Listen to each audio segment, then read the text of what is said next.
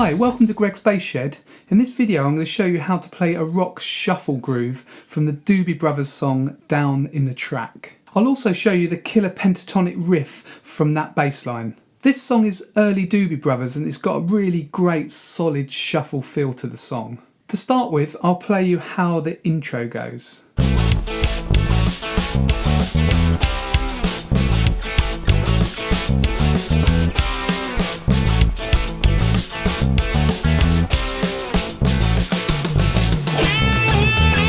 For the start of the intro, we've got an offbeat pattern that's played 4 times. And by offbeat, I mean it's not on the first beat of the bar.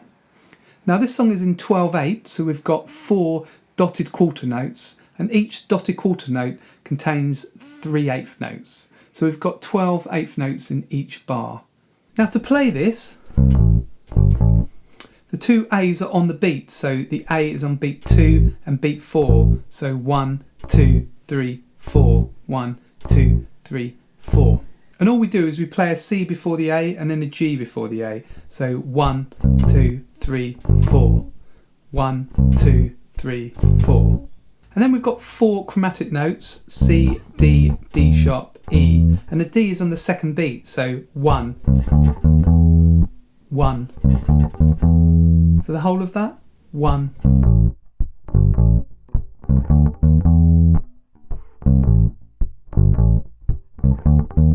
And that's repeated 4 times.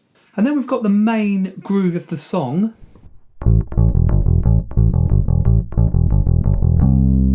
And that's repeated round and round. And for the first bit, before we go to the C, we've only got 3 notes, A, G and E. And we've got this pattern repeated. So A, E, G, E, A.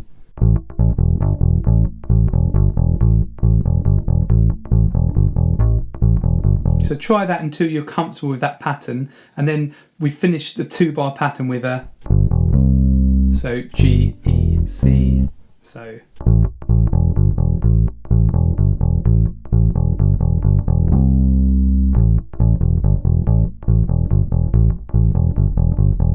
And that C there is pushed, so we play it just before the 4th beat. Now the drum beat really gives the shuffle feel to this song. So what I'm going to do now is I'm going to play some of the isolated drums so you can listen to that beat. By the way, the drummer is a guy called Tom Clare and the guitarist is Ben Castle. They're musicians I play with all the time. They kindly agreed to put this backing track together with me. So now listen to the drums and see if you can pick out that shuffle feel.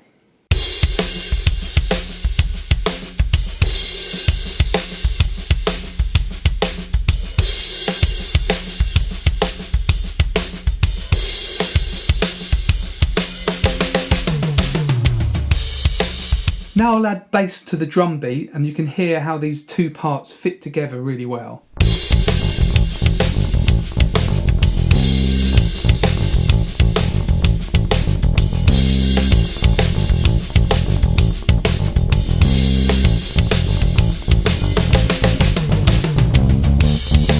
This is a classic shuffle rock feel, and you might hear this groove in other places, like for example in a Texas blues.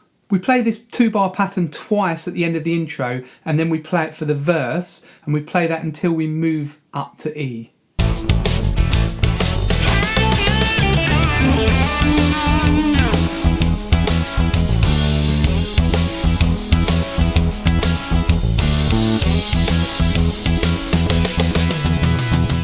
Now we step up from A to E using the chromatic notes, all of the notes between A and E apart from B flat. So we do A, B, C, C sharp, D, D sharp, E.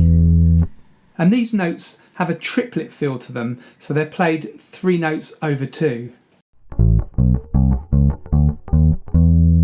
And if you want to play close to the original bass line, then play those notes short as well. And then we've got to the E, and most of the time we're just playing this shuffle groove again. So we play that at the end, which is E, A, D, and then again. Up to an A there, back to the E groove. And then we come to that pentatonic feel, that great pentatonic feel. So we've got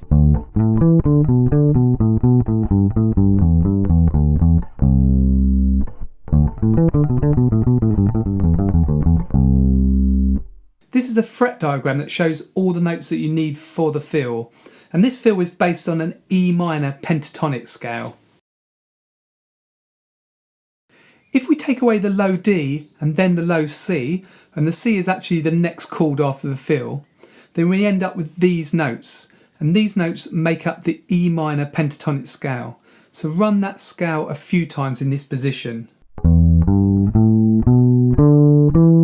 it should sound like that. I suggest learning where all the notes from the feel are on the fretboard first of all, and then when you try and play the feel it will fall more easily under your fingers. So because the feel is a descending pattern going down, we'll start from the top note, which is an E, and that's the 9th fret of the G string. So E, D, B, A, G, E, D, C, and that's for the chord change, that C.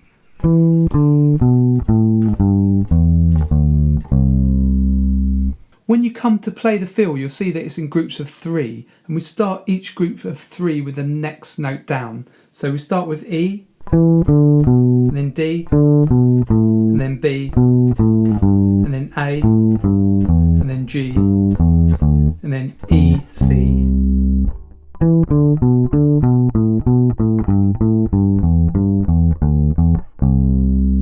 And then in terms of where you shift your hand, start with your little finger on E, and I actually use 4 and 1, but you can use 4 and 2 if you want. So, and then shift down with your first finger onto G, and then jump down to the C. So you only actually have to move in 2 places. Now just before that descending pattern we've got D, A, okay, D, A, E. So play D with your first finger, A with your first finger, so.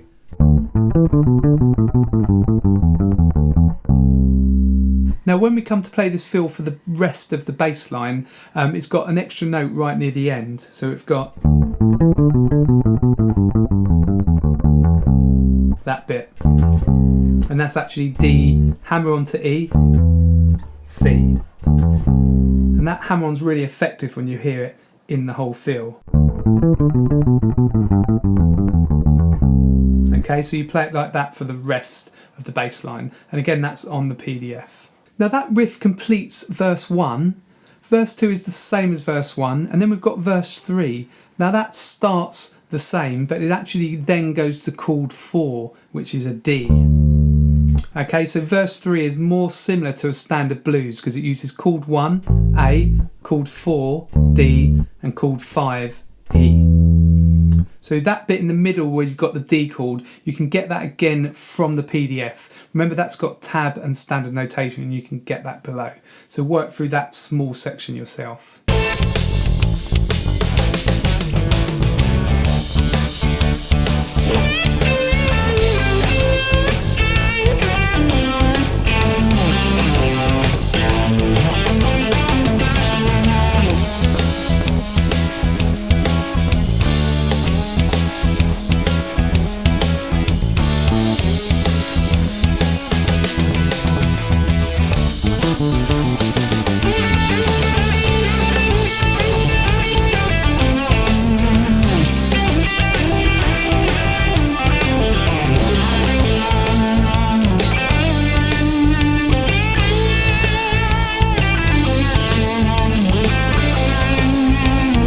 At the end of verse 3, we've got the first guitar break. That's 8 bars long, and it just uses A's and G's with a G sharp. So G sharp, and that's a push down to the G. So a push is where you play it before the beat. So that's just before the beat 1 of the second bar. So A, G, G sharp, A. So that's repeated around 4 times.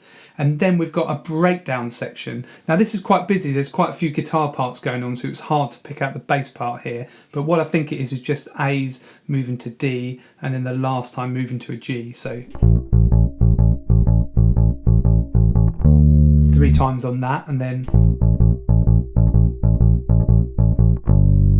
down to the G. Now there could be some extra bass notes in, but this part definitely works. I couldn't really hear that bit properly. Now the rest of the bass line you've covered in the first part of the song, so just read through that on the PDF, but that's all the same when you come right to the end.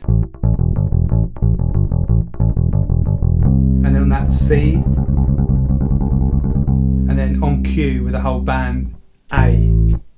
Well, I hope you enjoyed working through this song. It's got a cracking bass line and I love that pentatonic feel. Remember, you can take the techniques that you learned in this lesson and incorporate them into your own bass lines, and you can even just take that feel and use it in other places, in other songs and other bass lines. Remember to pick up the free PDF below, and also subscribe to Greg's Bass Shed here on YouTube by clicking the red subscribe button at the bottom of this video. You might also want to check out my website, and that's gbshed.com. All the details of that are below in the description as well, along with links to my socials and loads of other links, so have a look in the description. And on my website I've got a free members area, I've got a free ebook giveaway when you sign up to my mailing list, loads more videos and bass resources, and I've also got a bass beginner guide ebook which you can buy, and also my new reading music for bass players video course. So check that all out at gbshed.com. If you've enjoyed this video, then please help me out by liking and sharing it, and I'll now leave parts of the backing track running minus bass for you to practice to. This is Greg from Greg's Bass Shed. I'll see you in the next video.